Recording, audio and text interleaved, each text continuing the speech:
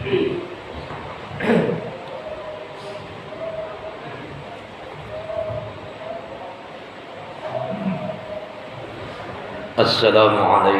warahmatullahi wabarakatuh. Waalaikumsalam. Bismillahirrahmanirrahim.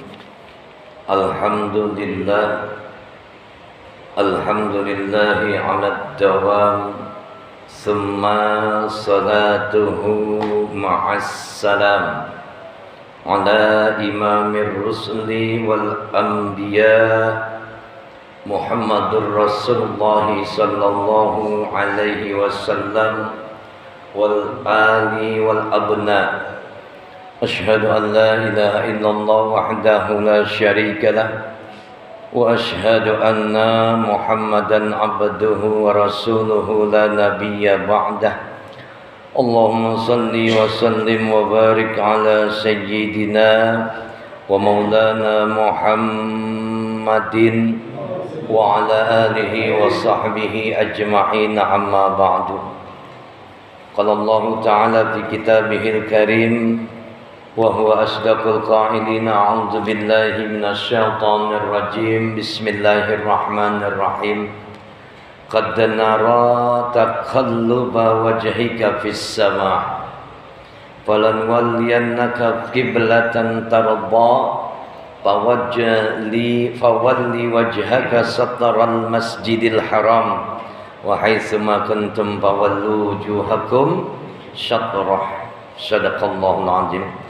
Yang sama-sama kita muliakan, kita hormati Ketua DKM Masjid Al-Ikhwan, yaitu Bapak Ustadz Anen Suhadi. Mudah-mudahan beliau senantiasa diberikan kesehatan oleh Allah Subhanahu wa taala. Allah panjangkan umurnya, Allah luaskan rezekinya, sukses selamat dunia dan akhiratnya. Amin ya rabbal alamin. Wa akhirna kiram Bapak Ustadz Afifuddin, Bapak Ustadz Naim. Mudah-mudahan juga keduanya senantiasa diberikan kesehatan oleh Allah Subhanahu wa taala. Allah panjangkan umurnya, Allah luaskan rezekinya, sukses selamat dunia dan akhiratnya. Amin ya rabbal alamin. Bapak-bapak, ibu-ibu, adik-adik remaja, hadirin wal hadirat yang kesemuanya mudah-mudahan dirahmati dan dimuliakan oleh Allah Subhanahu wa taala. Amin ya rabbal alamin. Ketika kita berbicara tentang urgensi salat, Pak, ya, kita sudah pernah belajar bahwasanya di antara keutamaan salat itu bahwasanya salat itu bisa menghapus dosa. Senang enggak, Pak? Kalau dosanya diampuni oleh Allah, dibersihkan oleh Allah, senang enggak? Ya, inilah keistimewaan yang Allah berikan kepada umatnya Nabi Muhammad sallallahu alaihi wasallam. Zamannya Nabi Adam enggak ada, Pak. Ya, Nabi Nuh, Nabi Ibrahim sampai Nabi Isa enggak ada tuh. Ya. Kita hidup dan tinggal di zaman umatnya Nabi Muhammad sallallahu alaihi wasallam. Ketika berbicara tentang salat, terlebih lagi urgensi tentang salat, keutamaan tentang salat. Setiap kali kita salat itu artinya dosa kita dihapus oleh Allah Subhanahu wa taala. Di dalam kitab Taurat itu Nabi Musa cemburu, Pak. Ya Allah, ini umat siapa ini? Ya. Setiap dia salat diampuni dosanya oleh Allah Subhanahu wa taala. Ya. Kalau kita berbicara tentang waktu ibadah salat, inna salata kanat 'alal mu'minina kitaban mawquta. Ya, sesungguhnya salat itu telah ditentukan waktunya untuk mereka orang-orang yang beriman kepada Allah Subhanahu wa taala. Ya, ditentukan waktunya. Ini karena kita belajar biar kita tahu nih kecemburuan Nabi Musa alaihissalam. Ya, waktu kita ibadah salat zuhur itu kita diingatkan, Pak. Zuhur panas sih, Pak. Ya, itu artinya sedang pembakaran dosa. Pada saat kapan kita diingatkan oleh Allah Subhanahu wa taala lewat Taurat ini bahwasanya ketika Nabi Adam alaihissalam dan juga Siti Hawa saat itu telah diperintah oleh Allah, jauhkan pohon ini, Syajaratul Khuldi. Bukan dijauhi, malah buahnya dimakan. Tuh waktu ibadah salat zuhur kita diingatkan. Perkara tentang apa? Perkara tentang dosa yang dilakukan oleh kakek moyang kita, Nabi Adam alaihissalam dan juga Hawa. Dosa yang dilakukan oleh Nabi Adam perkaranya sepele, cuman dilarang mendekati pohon holdi malah dia makan tuh. Ya, ini nggak usah dikupas lagi, dipaham deh insya Allah. Ya, lantas kemudian kita masuk waktu asar. Waktu asar kita diingatkan oleh Allah Subhanahu Wa Taala. Ini sangat penting, Pak. Hafizu alas salawati wassalatil wusta. Jaga, pelihara semua rangkaian sholatmu. Terlebih dahulu, terutama sekali adalah waktu ibadah asar. Kenapa, Pak? Ini biar kita tahu semuanya, biar paham. Karena pada waktu asar, di mana Nabi Adam alaihissalam dan juga Siti Hawa diterima taubatnya oleh Allah Subhanahu Wa Taala. Dihempaskan dari surganya Allah, diturunkan oleh Allah dari langitnya Allah, dari surganya Allah. Natap langitnya Allah, dia malu, Pak. Ya, dia katakan dalam satu kalimat doa, Rabbana zalamna anfusana wa ilam taghfir lana wa tarhamna lanakunanna minal khasirin.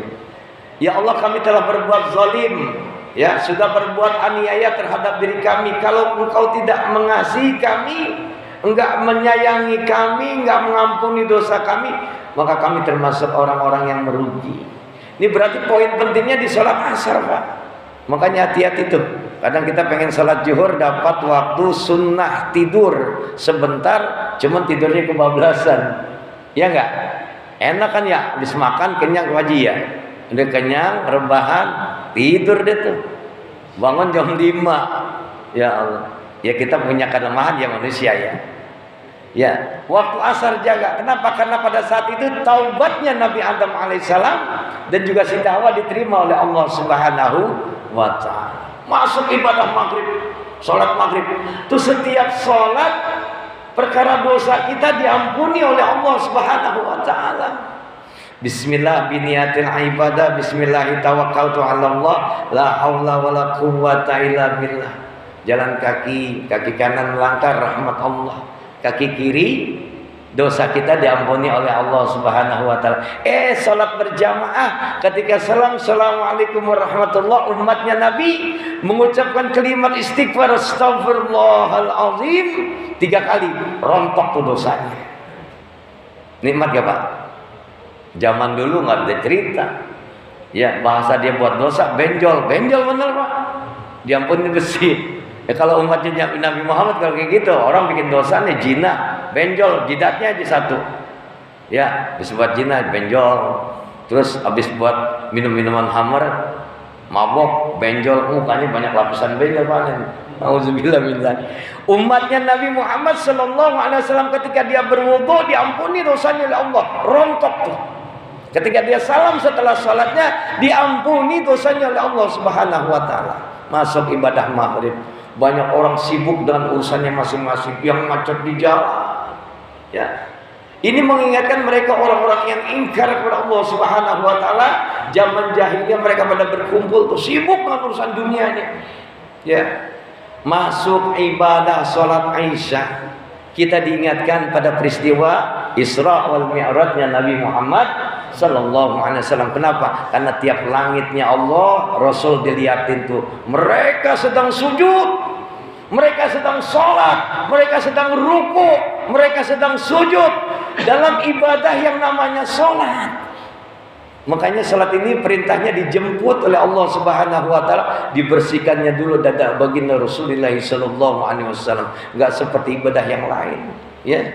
Waktu ibadah salat Isya diingatkan kita kembali itu sama Allah Subhanahu Wa Taala bahwasanya mereka para nabi dalam keadaan ibadah kepada Allah Subhanahu Wa Taala. Ini enggak gampang, Pak. Siapa orang yang sholat Isya berjamaah lantas kemudian dia pulang ke rumah, itu seperti setengah malamnya pahalanya untuk kehidupan dunia diberikan oleh Allah Subhanahu Wa Taala, banyak nikmat. Ya, ketika kita masuk sholat subuh, kita diingatkan bahwasanya mereka penyembah api, ya penyembah patung. Ya, banyak mereka berkumpul di sana, mereka menyembah apa yang mereka sembah. Nauzubillah summa nauzubillah. Jadi setiap ibadah waktu sholat kita diingatkan oleh Allah Subhanahu wa taala betapa indahnya menjadi umatnya Nabi Muhammad sallallahu alaihi wasallam. Lu maksiat, lu mabuk, ya bahasanya, lu berzina sholat. Kenapa? Karena dari harapan sholat itu orang akan menjadi baik hatinya, dibolak-balik oleh Allah. Ya muqallibal qulub, sabit qalbi 'ala dinik. Ya, dengan melaksanakan ibadah yang namanya sholat, ada perubahan hati itu, yang nggak baik jadi baik. Kira-kira gampang nggak Pak? Ya Allah, Allahu Akbar, Allahu Akbar. Pak Nasir manggil lewat masjid, ya lewat toa, suara kumandang azan, mereka pemuazin. Ini hati lagi pengen nongkrong, lagi ngopi enak, berhenti dulu, ya, karena hakikatnya ini panggilan dari Allah Subhanahu wa taala. Kira-kira gampang nggak?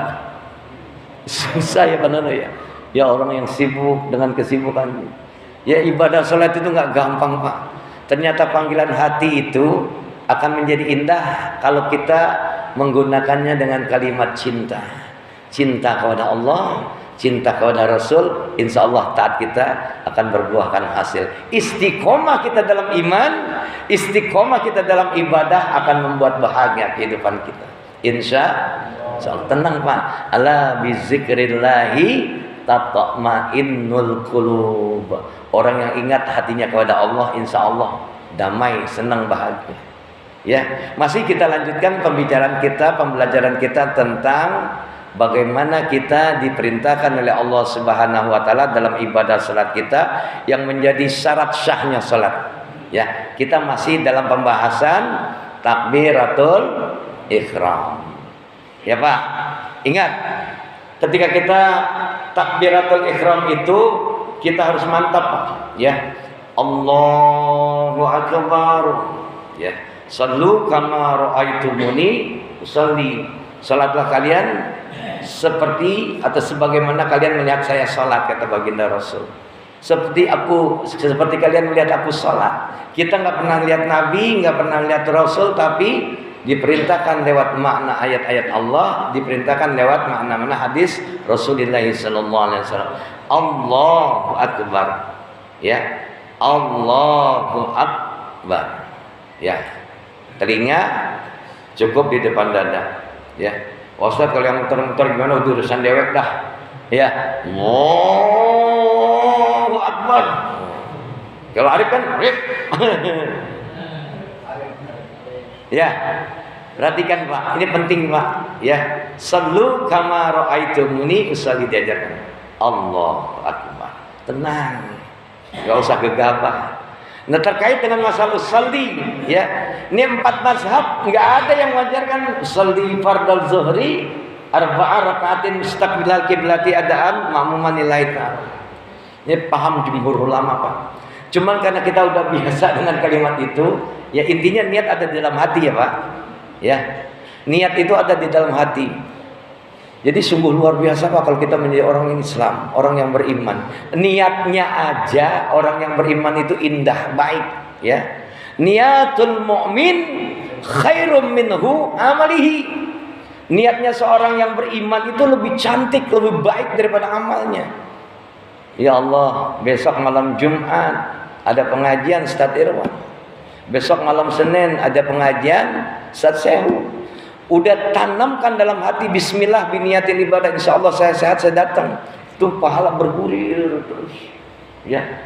Bapak malam Jumat ada pengajian, niatnya dari hari Jumat, pengen ketemu malam Jumat nanti. Terus ngalir. Hebatnya Islam. Jadi niatul mukmin, niatnya seorang mukmin khairum minhu, lebih baik daripada apa? Min amalihi, daripada amalnya. Niat aja udah dicatat baik, terbaik. Ya. Bapak niat lagi mau kawin lagi ada? Ada Pak? Ada tuh, niat baru niat, ya. Baru niatnya cuman kagak mampu ya Pak Haji. Niat baik aja, udah niat baik aja pokoknya. Gue pengen bantu orang, nggak punya duit, belum sampean, ya. Udah niat aja, bismillah biniyatil ibadah. Insya Allah, ya. Jadi ketika kita berbicara tentang takbiratul ihram, Allahu Akbar, lupakan persoalan dunia. Karena hukumnya haram ketika seorang mukmin dia dalam takbiratul ihram Allah, dalam kalimat Allah, dia masih ingat urusan dunia tuh Pak. Kenapa? Karena kalimat takbir Allahu Akbar, Allah yang maha besar. Semua persoalan tentang cerita kehidupan anak manusia itu kecil di mata Allah Subhanahu wa taala. Awas, hati-hati ya. Saya Pak Ustadz datang tiba-tiba Allahu Akbar langsung ruku pada saat saya menjadi imam mahmud, silakan. Ya, usollinya ya, bahasa usolli ini kalau dibahas jadi bid'ah nantinya. Ya, saya nggak mau ngambil hal-hal yang terkait dengan ini. Lana amuluna walakum amalukum. Yakin di situ udah, silakan yakin insyaallah hatta ya'tiyakal yakin. Wa'bud hatta ya'tiyakal yakin. Makna ya'tiyakal yakin ini sampai ajal menjemput, ya. Boleh dikatakan dengan keyakinan yang ada pada hati kita. Usolli fardal, untuk meneguhkan hati Pak Ustaz enggak apa-apa. Silakan. Ya, lana amaluna walakum amalukum. Walaupun jumhur ulama 4 mazhab ini enggak menjelaskan seperti ini, karena niat ada di dalam hati. Bismillah, saya mau berangkat ke Masjid Al-Ihwan, mau sholat maghrib berjamaah, udah masuk dicatat. Ya, jadi kalau kita mau masukkan niat Allah, ini pembahasan kemarin, repot Pak. Ya, udah yakin aja. Saya salat maghrib jamaah Allahu Akbar. Ya, insya Allah. Pak Ustadz, kan niat itu dibarengi dengan gerakan. Iya benar. Tapi kadang-kadang kan kita sulit untuk menyampaikan hati. Ya, karena niat ada di dalam hati. Ya, terkait dengan menghadap kiblat dengan seluruh badan dan tidak berpaling dari kiblat. Maknanya bagaimana? Ketika kita katakan sholli fardhu zuhri arba'a rakaatin mustaqbilal kiblati, maknanya adalah kita menghadap kiblat, hati dan jiwa kita, badan kita hadapkan kiblat kita kepada Allah Subhanahu wa taala. Kenapa? Karena ada satu catatan penting dari ayat Allah, kita sudah belajar kemarin dalam surat Al-Imran 144. Qad nara, sungguh kata Allah, aku melihatmu ya Muhammad, apa? Wajhika fis sama, matamu menatap langit. Ada nggak orang yang sholat di sini? Allahu Akbar, sholat yang cicak, cicak berat, cicak kawin. Lagi tuh cicak ada aja ya Pak RT ya. Kawin waktu orang sholat lagi. Pernah nggak ngalamin kayak gitu? Nggak pernah. Tapi emang banyak kejadian kayak gini. Ya, tuh cicak berantem lagi di masjid. Qad nara, sungguh aku melihatmu ya Muhammad. Apa kata Allah? Taqalluba wajhika fis sama. Aku melihat engkau ya Muhammad, matamu menatap langit. Jadi ada salat ini. Kenapa enggak fokus? Ya, karena enggak fokus kepada kiblat. Fala nuwalliyannaka qiblatan taradha, kata Allah. Ya, maka sungguh kami akan memalingkan kamu ke kiblat yang kamu sukai. Kalimat perintahnya adalah fawalli wajhika syatral masjidil haram. Jadi yang kita palingkan, ya, muka kita, hati kita, semuanya kepada syatral masjidil haram. Oh, jadi kalau begitu ada petunjuknya. Makanya kita beruntung Pak jadi umatnya Nabi Muhammad sallallahu alaihi wasallam. Apapun bentuk gerakan kita dalam kehidupan ini, apapun bentuk ibadah kita dalam gerakan kehidupan di alam dunia ini, semuanya ada petunjuknya di dalam Al-Qur'anul Karim. Karena Allah sudah menjelaskan tuh, ya. Kalau kita baca Quran lebih luas lagi Pak, Allah katakan kalimat laqad, udah kalimat sungguh-sungguh, bukan main-main lagi. Laqad manallahu 'alal mu'minin. Sungguh Allah telah memberikan banyak karunia kepada siapa? Kepada mereka orang-orang mukmin. Nih kita nih yang mengaku umatnya Nabi Muhammad sallallahu alaihi wasallam, beriman kepada Allah, melaksanakan ibadah kepada Allah, cinta kita kepada Nabi. Lanjutan ayatnya adalah wa iz ba'atsa fihim rasulam minhum min anfusihim yatlu alaihi ayatika wa yu'allimuhumul kitaba wal hikmata. Jadi kita menjadi orang yang beriman, cinta kepada Nabi, senang kepada Nabi, mahabbah kepada Nabi. Allah kasih karunia kemuliaan. Ya, beruntungnya jadi umat Nabi. Dengan sholat dosa kita diampuni, dengan silaturahim dosa kita diampuni. Luar biasa Islam itu. Ya, wa in kanu min qabli la fi dalalin mubin. Sebelumnya kamu diingatkan oleh Allah lewat ayat ini dalam keadaan sesat, dalam keadaan zalim, dalam keadaan yang jahiliyah, enggak ada moralnya, enggak ada akhlaknya, enggak ada imannya. Setelah dihadirkan Nabi Muhammad sallallahu alaihi wasallam, maka Allah hadirkan kemuliaan pada akhlaknya. Allah titipkan kepada umatnya Nabi Muhammad sallallahu alaihi wasallam. Ini beruntung, ya. Taqalluba wajhika fis sama falanwalliyannaka tarda qiblatan tardaha fawalli wajhaka syatral masjidil haram. Jadi wajib kita menghadap Masjidil Haram. Wahai suma kuntum fawallu wujuhakum syatrah. Dimanapun kalian berada, maka palingkanlah, hadapkanlah wajahmu kepada arah kiblat yang diperintahkan oleh Allah Subhanahu wa taala. Paham enggak Pak sampai di sini, Pak?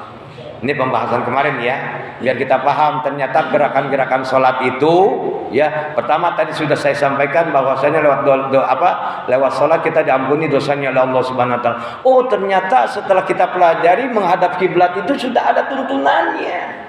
Siapa yang nuntun kita? Al-Quran, Nur Karim.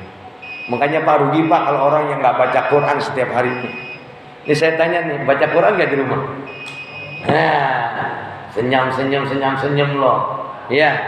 Baca Pak Ustaz waktu sholat. Iya Pak. Benar ya? Waktu sholat. Ya Allah minimal Pak buka Quran Pak. Ya. Bacalah. Sesempatnya kita aja dah. Pak Ustaz saya mau biasa baca Quran di majus setiap hari. Wallahu akbar. Benar Pak Nono, saya pernah ngalamin sambil kerja. Ya. Di majus. Itu walaupun sambil kerja kita nggak fokus bawa Quran yang kecil tuh, yang satu juz. Alhamdulillah. Tapi kalau di rumah males sih minta ampun ya. Tapi biasakan di subuh pulang dari masjid, ya sebelum ngopi, sebelum nyusu, sebelum ngeteh, sebelum makan nasi uduk, buka deh Quran. Yang senang surat Ar-Rahman baca surat Ar-Rahman, yang senang baca Al-Waqiah baca tuh surat Al-Waqiah. Yang senang baca Quran udah baca, ya. Alhamdulillah minimal saya tuh 2 kebet berapa ain tuh ya nggak bisa Pak Ustaz 1 ain dah nggak bisa juga 5 ayat nggak bisa juga 3 ayat nggak bisa juga 1 ayat dah. Bismillahirrahmanirrahim alif lam mim sadaqallahul azim. Allah karim kebangetan menjadi manusia 24 jam waktu diberikan oleh Allah baca Quran cuma 1 ayat. Kaf ha ya ain shad surat Maryam. Sadaqallahul azim. Ya Allah. Kapan mau kelarnya? Ya. Hadapkan, palingkan wajahmu dalam keadaan yang bagaimanapun kepada Masjidil Haram, ya. Nyambung Pak. Ketika Rasulullah sallallahu alaihi wasallam ingatkan kepada kita idza kunta ila shalah fasbigi, ya. Fasbik wudu. Jadi sebelum kita sholat maka berwudulah dengan sempurna, ya. Fasbigil wudu, sempurna wudunya. Summas taqabilil qiblatal fakabbir. Setelah wudu sempurna, lantas kemudian kita takbiratul ihram. Ya, pembahasan wudu udah ya. Ya, diulang lagi. Ya. Harus paham. Saya cuman ingatin fagsilu biwujuhikum wa aydiyakum ilal marafiq. Lihat pembahasan ini. Ya betapa indahnya Allah lewat ayat ini ya. Ketika kamu berwudu maka basuhlah kedua tanganmu. Bentuk basuhannya Pak, ya. Ini air ditadangin baru disiram 3 kali itu, ya. Pada saat basuh muka tarik nih kuping tuh, ya. Ini kadang-kadang orang asal-asalan udah wujud cepat. Ya, ditadangin, dibasuh. Ya, bolehlah pertama bahasa pengen dibahasain dulu biar sempurna lagi ya. Seperti bagaimana Rasulullah SAW berwudu. Jadi airnya dituang dulu nih ke tangan kita baru. Nah pada saat kuping dengan sunnah ya dilepas, dikumpulin dilepas, ya. Paham nggak? Pada saat membasuh kaki juga hati-hati, ya. Ketika membasuh kaki kanan gunakan kelingking tangan kiri. Mulai dari kelingking kaki kanan sampai ketemu nanti ketika kita membasuh kaki kiri tetap menggunakan kelingking kelingking tangan kiri. Ya, ini kalau Bapak biar lebih jelas lagi membuka kitab Fathul Qarib. Ya, dulu saya masih muda mengajarkan itu semua tuh Pak. Allah kirim luar biasa pembahasannya. Ya kadang-kadang maaf aja ya. Ya, yang punya asam urat kayak saya yang buat ngenain kaki aja susah Pak. Ya bahasa sunnah, nggak apa-apa sunnah, ditinggalkan apa, tapi kan dapat kemuliaan kita, keberkahan dari Allah Subhanahu wa Ta'ala. Ya, perhatikan, nih linking. Ternyata ketika berbicara tentang ilmu kesehatan ini menjadi sebuah terapi Pak. Asam urat, kolesterol, insya Allah. Ya, coba deh, Bapak bisa rasakan ketika membasuh kaki, ya, dengan jempol kaki ditarik dari bawah, bisa dirasakan, insya Allah. Ya, makanya hal-hal yang demikian ini kita ikuti berdasarkan sunnah Nabi Muhammad Sallallahu Alaihi Wasallam. Ya, lantas kemudian kita lanjut pembahasan hari ini. Dalam keadaan orang menghadap kiblat ketika sholat, ini dua keadaan nih, ya. Ketika seorang muslim sholat menghadap kiblat, maka tidak lepas dari dua keadaan. Keadaan yang pertama, ketika orang muslim, orang yang beriman itu sholat, hadapkan kiblat, ya, hadapkan wajahmu kepada kiblat. Fawalli wajhika satral masjidil haram. Hati, jiwa raga kita, badan kita full menghadap atau melihat kiblat secara langsung. Maka wajib baginya menghadapkan seluruh badannya, ya juga hatinya. Ini keadaan yang pertama. Ya kalau Bapak sholatnya di Masjidil, ya. Kalau Bapak sholat di Masjidil Haram, kalau Bapak sholatnya di Selang, ya di Pilam Mutiara, ini keadaannya berbeda Pak. Ya, lantas bunyi yang kedua, ya bahasanya orang yang sholat tidak melihat Ka'bah secara langsung, maka wajibnya menghadap seluruh badannya ke arah kiblat. Ya, tidak harus tepat kepada kiblat. Jadi kita kan nggak tahu ya. Ya kalau pakai dulu pembangunan masjid ini pakai ini kan kompas ya, itu akan kelihatan Pak. Jadi itu dua keadaan. Jadi yang pertama, keadaan pertama, pada saat kapan kita menghadap kiblat? Pada saat kita melihat Ka'bah langsung, ya, mustaqbilal kiblati. Fawalli wajhaka syatral masjidil haram. Ketemu dengan kiblatnya. Ya, yang dari timur ya tetap menghadap kiblat semuanya. Ketika kita dalam keadaan yang kedua, jauh dari Mekah, jauh dari Ka'bah, maka tetap palingkan wajahmu kepada kiblat. Niatnya jelas menghadap kiblat. Paham sampai di sini Pak? Ini dua keadaan yang menentukan ya. Lantas kapan menghadap kiblat itu nggak wajib? Ya. Ada satu keadaan di mana kita nggak wajib untuk menghadap kiblat. Ya. Ini dalam keadaan yang bagaimana? Yang pertama dalam keadaan Bapak nggak mampu. Pada saat kapan Pak Ustadz? Umpamanya nih, saya pernah mengalami operasi hernia. Itu pada waktu asar Pak. Sementara kita mengantri, dia duduk di atas kursi roda. Waktu sholat datang, ya asar lagi, saya ingat banget. Apakah kita wajib untuk menghadap kiblat? Enggak. Ini keadaan kita saat keadaan kita tidak mampu. Ya. Jadi dalam keadaan kita agak sedikit kesulitan untuk menghadap kiblat, ada rukhsah. Rukhsah maknanya adalah keringanan yang Allah berikan. Ya udah Bapak niatin mustaqbil kiblati aja kalau pakai ilmu saldi. Ya, paham sampai di sini Pak? Ya, keadaan di mana kita tidak mampu ya. Terus contohnya lagi ada yang jaga pos nih.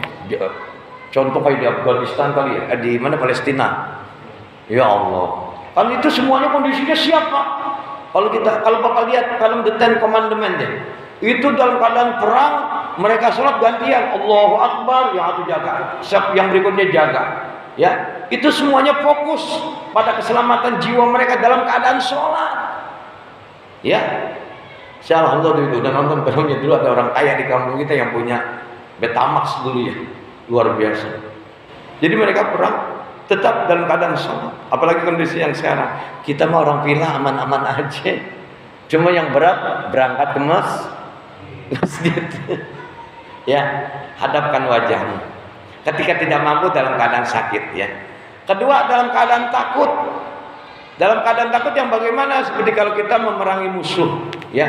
Udah berhadapan dengan musuh, takut apa? Lepas jiwa kita, nyawa kita bisa hilang. Toto nuklir, jebung, iya gak? Ini kita semua antisipasi dengan tembakan segala macam. Ada yang namanya apa? Penembak jitu ya. Tahu otaknya kena, ya. Semuanya dalam kondisi takut, keadaan takut. Ya Allah, dalam keadaan kondisi takut saya bagaimana sholat menghadap kiblat? Di sana Allah berikan rukhsah, ada keringanan. Ya. Yang ketiga, salat ketika kita salat sunnah di kendaraan. Ya, di kendaraan kita salat sunnah nih Pak. Ya, umpamanya waktunya nggak bakalan dapat nih. Udah salat sunnah aja di situ. Ya. Kiblatnya bagaimana Pak Ustaz? Ya udah, ikutin laju kendaraan. Berwudunya bagaimana? Umpamanya waktunya udah macet dulu ya, waktu tol di mana? Di arah pokoknya pembangunan tol tuh. Itu banyak orang yang sholat di dalam kendaraan. Saya pernah ngerasain pulang jam 5 sore kerja sampai di rumah jam 11 malam. Belum yang Jakarta itu sampai setengah 2 Pak. Artinya apa? Di dalam kendaraan kondisi kita. Di sini Allah berikan ruh. Yang penting niatnya menghadap kiblat. Dah cukup ya, insyaallah ya, paham. Ternyata semuanya ada dalilnya. Lantas saya ingin menutup dengan hikmah menghadap kiblat ya. Hikmah daripada menghadap kiblat ini adalah agar kita nih orang-orang yang beriman kepada Allah, orang-orang muslim mampu menunjukkan ikhwah kita, tali persaudaraan kita, biar kita enggak cerai berai. Ya, semuanya dalam kondisi dalam keadaan bersama ya. Semuanya ukhuwah Islamiyah kita bisa dilihat oleh mereka orang-orang yang membenci kita. Wah, hebatnya Islam, mereka bersatu dalam sholat, mereka menghadap kiblat semuanya. Lantas kemudian biar kita ini ya sedang menghadapkan badan kita kepada Allah Subhanahu wa taala. Jadi memang fokus ya. Yang pasti ya. Jangan kita sampai cerai berai dengan menghadap kiblat, semuanya kompak, bahasanya kompak gitu kali ya. Ukhuwah kita akan terus terjaga. Intinya itu hikmahnya. Jadi kan nggak lucu Pak kalau sholat masjid ini ngadep ke sana. Dalam masjid bahkan mau sholat ya suka-suka gue dong, gue kemana kek? Karena nggak diatur, karena ini diatur oleh Allah lewat Al-Quran, semuanya di sini ngadepnya. Ya, coba kalau nggak diatur sama Al-Quran, boleh nggak gue kontak sana? Suruh dewek ya, udah gitu rasanya nggak rapi mananya. Makanya kalau zaman perang, ketika kita berbicara tentang risalah mereka para nabi dan sahabat, luar biasa kalau kita bicara sirah nabawi.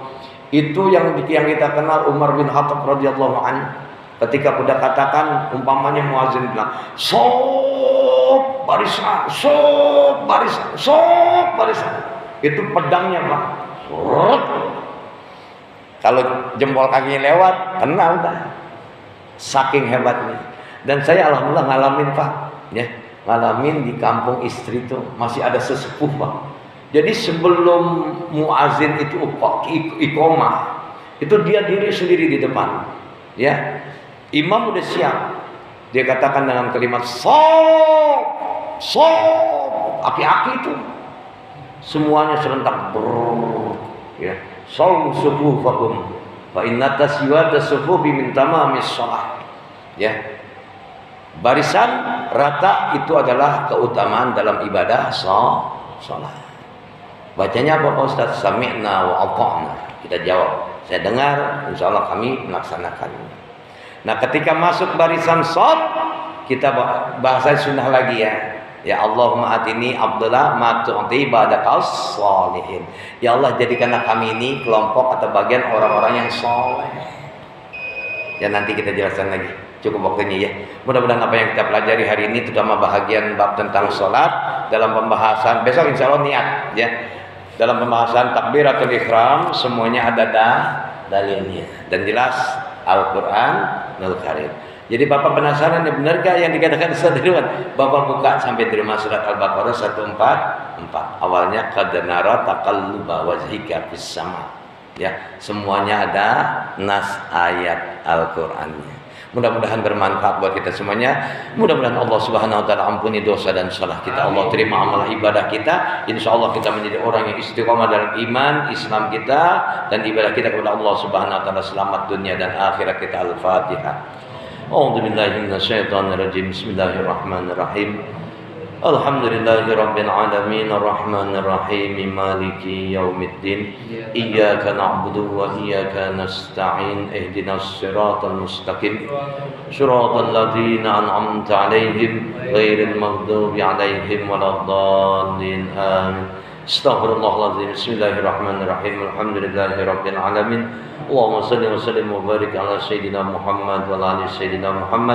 Allahumma inna nas'aluka ridhaka wal jannah wa na'udzubika min syahhatika wan nar. Allahumma abrina bil ilmi wa zayyina bil hikmi wa akrimna bit taqwa wa jamilna bil afiyah fid din wad dunya wal akhirah bi rahmatika ya arhamar rahimin. Rabbana atina fid dunya hasanah wa fil akhirati hasanah wa qina azaban nar. Sallallahu ala Muhammadin wa ala alihi washabihi ajma'in. Walhamdulillahi rabbil alamin. Terima kasih, mohon maaf. Kita tutup dengan doa kafaratul majlis. Subhanakallahumma wa bihamdika asyhadu an la ilaha illa anta astaghfiruka wa atubu ilaik. Assalamualaikum warahmatullahi wabarakatuh.